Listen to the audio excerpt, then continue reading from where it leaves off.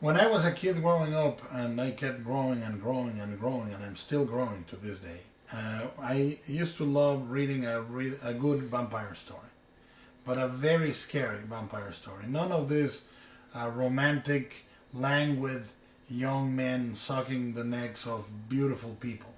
I loved a really chilling story about the undead that made you realize the otherness, the scary void of an animated corpse that lusts after your blood.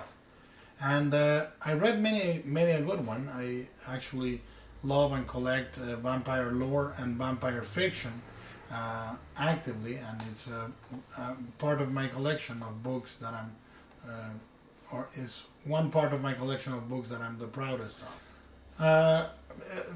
I tried for the scares in the strain to occur all in recognizable environments. Urban environments or suburban environments that we all know and feel safe at. You know, a gas station, a basement in a tenement building, the streets of New York, Times Square, a police station, or living room, a kitchen, a bedroom, a tool shed. All these moments happen in places that are normally quite safe for us. And each of them tries to be very specific in how that sense of safety is broken and violated. And they also try to be very specific about how each of the feelings of these vampires is acutely detailed and painful to read.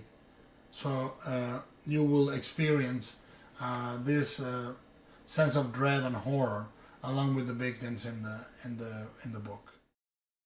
The book intended also to have a very procedural feel, you know, sort of a CSI type of procedure. You know, when they can go and investigate a case that feels very real, that is happening in a very real place, in this case an airport, that has a contagion that is approached from the logic point of view, that is approached from the scientific point of view as a virus, and they try to find out what causes this, what causes that, and then when they finally are faced with the idea of vampirism, their reaction is a complete incredulity. But I tried also to make the vampires as menacing and as real and as absolutely disgusting and alien as possible. I tried to make them into a plague of creatures where you do not recognize the humanity, but our own inhumanity in them. I hope you enjoy the book.